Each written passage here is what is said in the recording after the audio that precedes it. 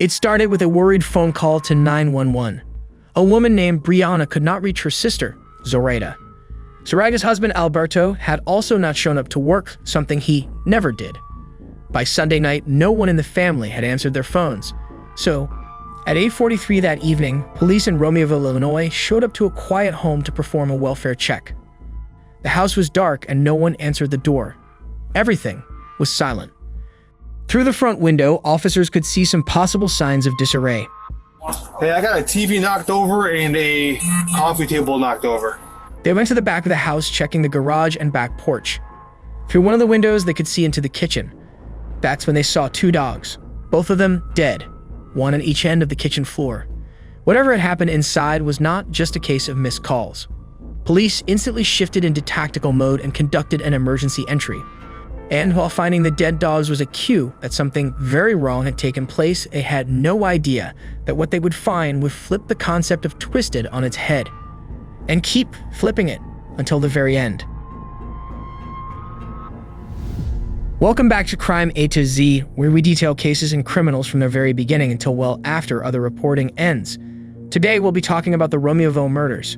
We will not even try introducing this case because honestly, nothing can prepare you for one of the most mind-blowing plot twists we have ever seen unfold. So sit back as we dive straight in.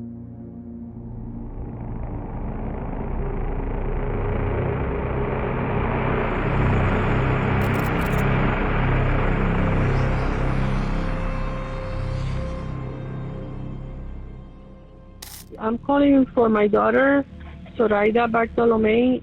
She lives at 512 Concord Avenue, Romeoville, Illinois, and we haven't heard from her or her husband or her children during the whole day. No answering the phone. If somebody can go by the house and check them, because the husband, they called from his work that he didn't show up to work. And he never, he's always at work. Prior to that call from Zoraida's mother, her sister had also called, reporting that she couldn't reach her sister, Zoraida Bartolome, or her sister's husband, Alberto Roland. So police headed to the family's home on the 500 block of Concord Avenue. Once they spotted the dead dogs, they called for backup. Oh God. I need more units here. This was no longer a routine welfare check. The back door was unlocked. Officers lined up in a tactical stack and entered carefully. They moved in room by room. Room, please, anybody here? In the living room, there was what looked like the beginning of graffiti. Someone had started spray painting a word that started with F on the wall, but gave up when the spray can appeared to not be spraying properly. Body. Then, in the hallway near the living room, they found a man lying face up in a pool of blood. It was 38-year-old Alberto Roland. He had been shot in the head. As they moved toward a bedroom, they could see that one of the bedroom doors had been kicked in. The wood around the lock was splintered, and there was a large footprint near the handle. Inside, they found Zoraida dead on the floor. Her hands were over her face. Also inside the room were the couple's two young sons, 10-year-old Adriel and 7-year-old Diego. Both were shot and killed in their beds. Police believed they were likely either asleep or hiding at the time of the attack. A third dog was also found, dead. The entire family, including the dogs, had been gunned down in their own home. Nearly 24 shell casings from a 9mm gun were scattered throughout the house. No gun was found at the scene, allowing police to quickly rule out a murder-suicide. The furniture was knocked over and some items were broken, but there were no other signs of a struggle. Police believe the family had been caught by surprise or had tried to hide. The murders were estimated to have occurred sometime during the previous night between 9 p.m. and 5 a.m. Neighbors told police that the family was quiet and kept to themselves. Both Zoraida and Alberto worked full-time jobs and had only moved into the neighborhood a few months prior. The couple had their marital challenges but were making things work, and their new home purchase helped bring them closer together. They were proud homeowners and often had family gatherings in their backyard. Neither of them had a criminal history or any known enemies. The day after the horrifying discovery, investigators started interviewing family, friends, and coworkers, looking for any clue about who might have wanted to hurt anyone in the family. At Avanti Engineering, where Zoraida worked in quality control, detectives sat down with her coworkers. It was there where they got their first major lead. A coworker told police that Zoraida had been receiving threatening messages. The messages started a few months earlier, shortly after Zoraida had begun seeing someone from work, a man named Nathaniel Huey Jr. Despite the fact that Zoraida was married, she and Nathaniel had been in a relationship for about 4 months. Alberto was reportedly aware of previous affairs Zoraida was involved in, but had chosen to stay with her for the sake of their children. And then the messages started. The messages accused Zoraida of putting her children in danger by being involved with Nathaniel. The threats were unsettling from the beginning and only grew more disturbing over time.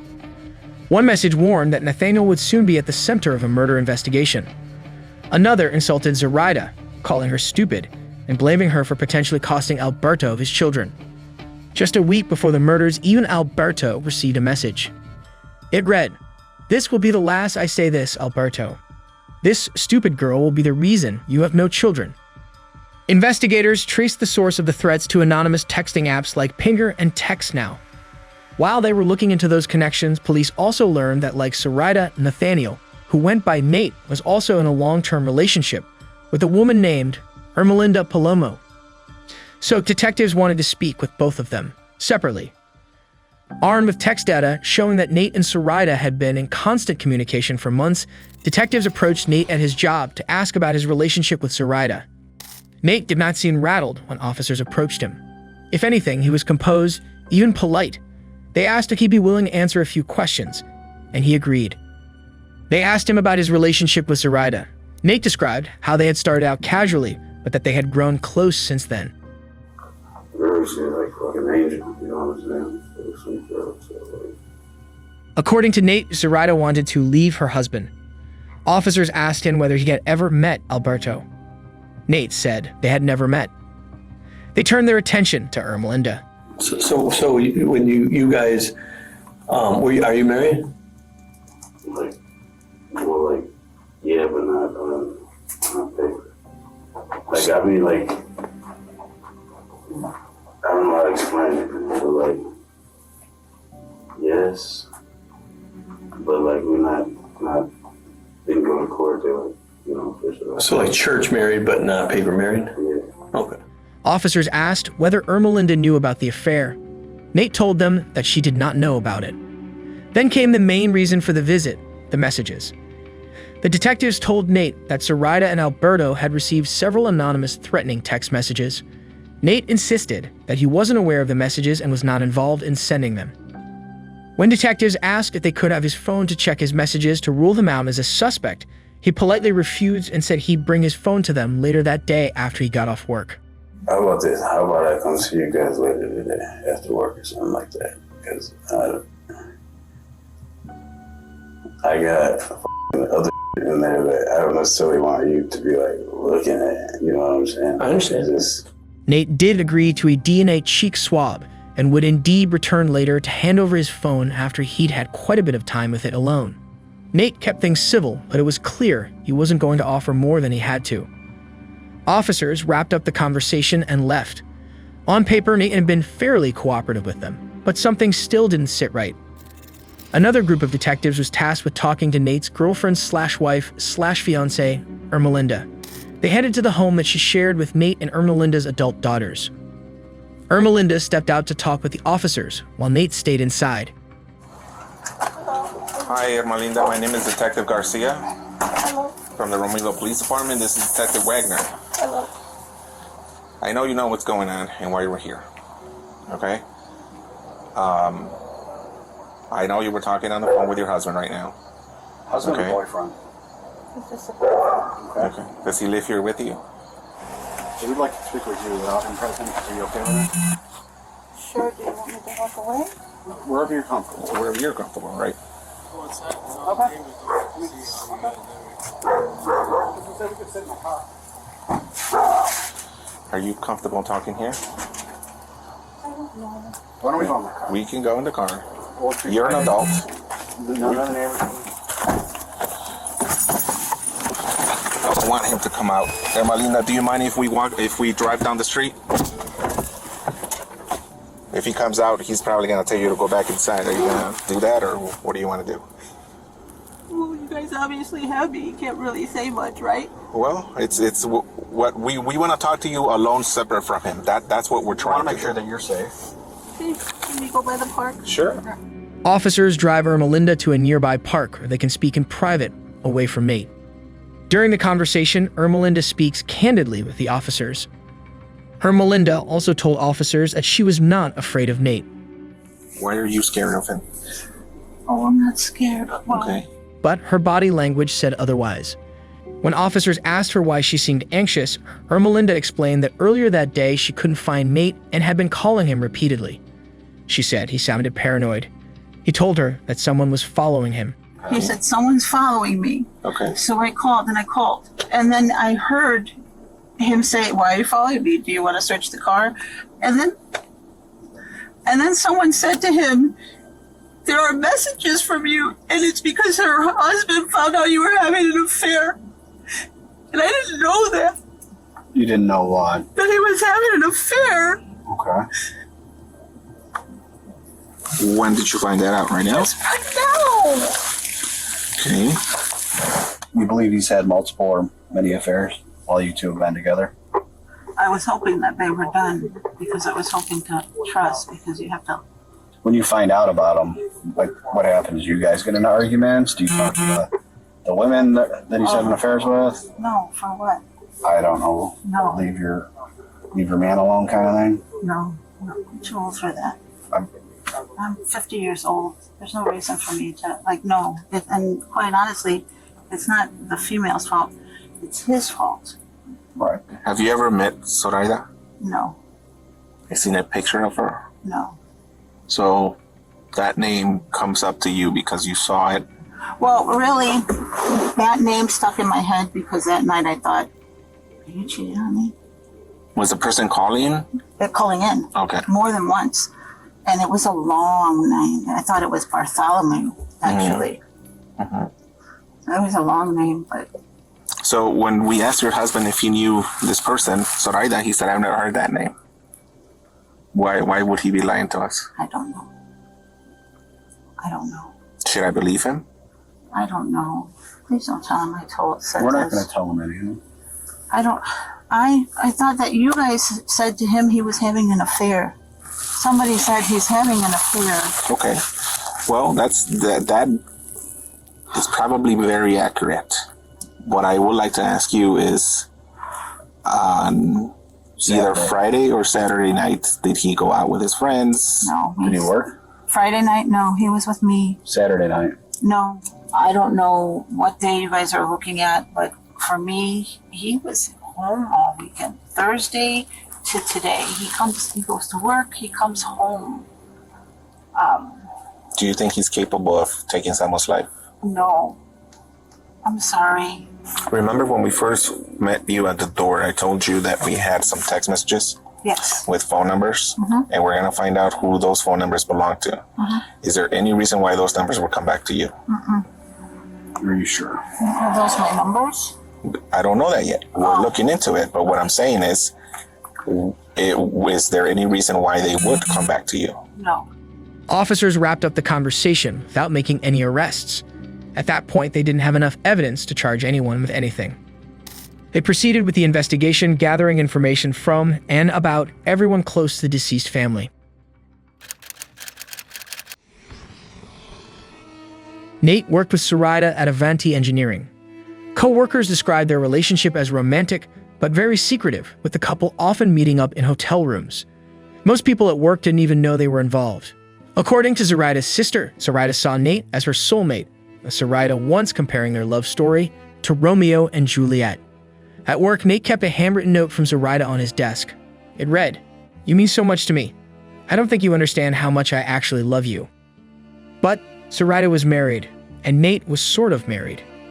He and Ermelinda had had a church wedding ceremony but never filed for a legal marriage license. Detectives also learned that Nate had a criminal history, including a battery charge from 2016. That record meant that he was not allowed to own firearms. But he violated that restriction, launching a private security business called Black Bear Security, where he offered services like personal and business protection and even gun repairs. They also learned from Ermelinda's daughters that Nate had been behaving erratically lately. He would cover the red lights on electronics and tape over the camera on their doorbell, claiming that people were watching them. They said he had been talking a lot about people being after him. It appeared that Nate was experiencing some level of paranoia. By the second day of the investigation, detectives turned their attention to Zoraida and Nate's phones. As they began digging into their digital history, it quickly became clear that the real answers were buried there. The murders had only just happened, but the road to them had started long before. Unraveling the full story would take weeks, even months, but the process had officially begun.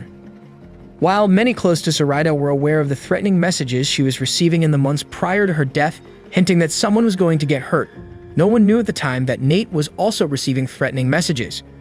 But his were even darker and more specific. The messages claimed that he was being followed and that criminals from Bulgarian and Mexican cartels were tracking him. And they provided proof by referencing his location at different points in time. They also told him that someone close to him was a mole and that he was part of a secret operation. They said that if he didn't follow instructions, he would be dead by the end of the year. Nate was living in fear, paranoid about his every move. When he had encountered police just before he had turned his phone over to them the day before, he told them that there were people after him, that hackers were controlling his phone, and that he couldn't trust anyone. He said the messages he was receiving were real, and that the people behind them had high-tech capabilities and were always watching. It made law enforcement even more eager to follow the digital trail. But before they could make any headway into that, Nate and Ermelinda vanished. After Nate and Ermelinda had disappeared, they hired a lawyer. And later that same day, Nate met with his mother in the parking lot of Target. While Ermelinda waited in the car, Nate made a confession. He told his mother that he had killed Zoraida, Alberto, the 2 children, and the dogs. When she asked him why, he replied, "Because people were after me. And the kids," he said, "were better off dead than alive without parents." It's unclear what his mother did with that information, but that conversation marked a turning point. Just hours later, Ermelinda was reported missing by her family. She had told them that she was afraid of Nate, and that she needed to leave with him. After that, they couldn't reach her. And when she stopped responding altogether, they went to the police. She was officially listed in the National Law Enforcement Database as missing and endangered, and alerts were issued to the public. Authorities believed that the 2 had left the state, so the focus shifted from a murder investigation into a manhunt. The next day, a license plate reader in Catoosa, Oklahoma, picked up Nate's SUV, confirming that the couple had traveled more than 600 miles from Illinois. Local police were alerted, and a surveillance team began watching for the vehicle. Soon after, security cameras at a Walmart in Catoosa spotted them. Nate and Ermelinda can be seen in the footage, smiling, holding hands, and walking calmly through the store. They didn't look like people on the run. And Ermelinda certainly did not look like someone being held against her will. They bought a prepaid phone, hair dye, and other items. As they were driving away from the store, a Catoosa police captain spotted them. She activated her emergency lights to pull them over. But instead of pulling over, Nate took off, triggering a high-speed police chase down Interstate 44. The chase ended suddenly when the SUV slammed into another car and then crashed into a concrete median. The impact smashed the driver's side, pinning the driver's door shut. Moments later, the SUV caught fire. Get out of the car! As officers approached, they heard 2 gunshots from inside the vehicle. They smashed the passenger window and pulled Ermelinda out, driving her away from the flames. She had been shot in the back of the head, but she was still alive. Nate was found slumped in the driver's seat.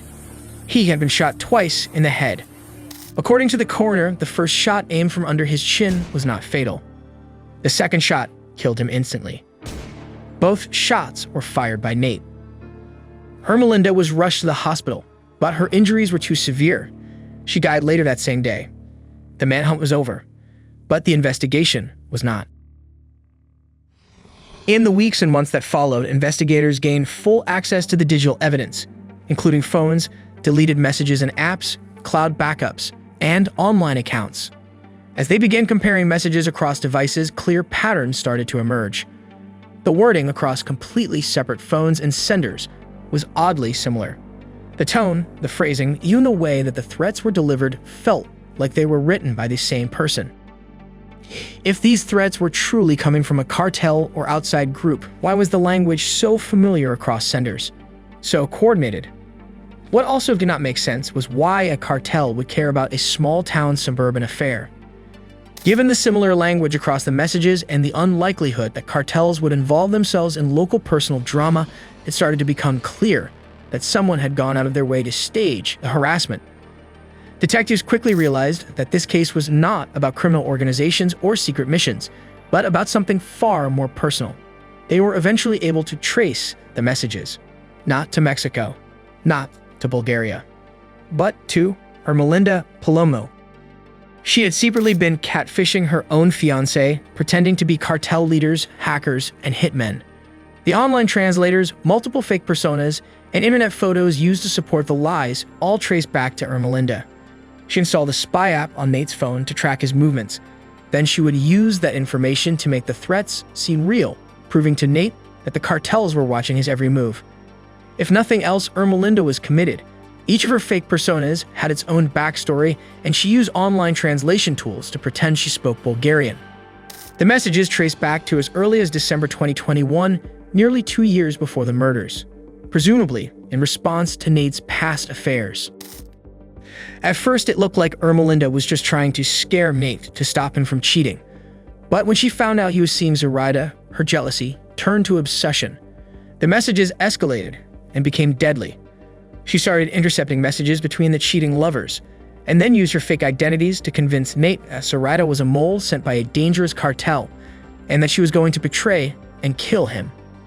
The personas told him that he had to act first or die, that the only way to survive was to kill Zoraida before she killed him. The instructions from the persona were specific. Make it look like a break-in by teenagers. Spray profanity on the wall, knock things over to make it seem random, take the victim's phones, burn your clothes afterward. What began as jealousy had turned into a full-blown murder plot, and Nate believed every word. Once Ermelinda's personas had convinced Nate that he had to kill her rival, she worked to help him do it. A car can be seen in the footage of several neighborhood ring cameras traveling from Nate and Ermelinda's home to Zoraida and Alberto's.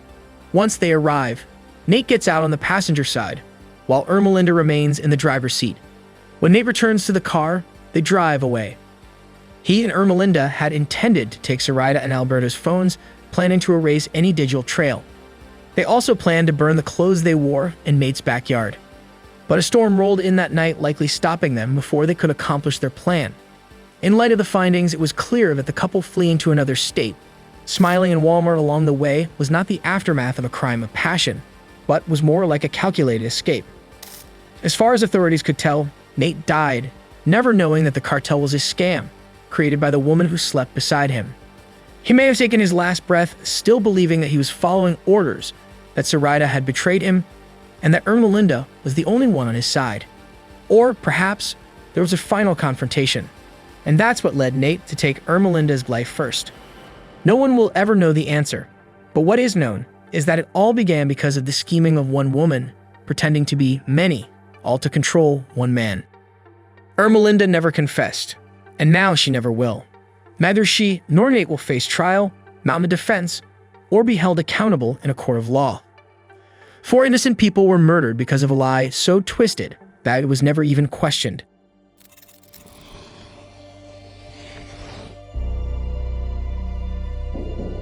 The case is closed, but for the people who knew the Bartolome Roland family, the grief will echo for a lifetime.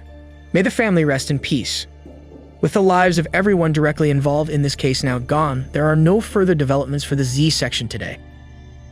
What do you think about this case? Did you see the ending coming? Share your thoughts in the comments below. And please be sure to hit like and subscribe if you like how we presented this case. Thanks for watching.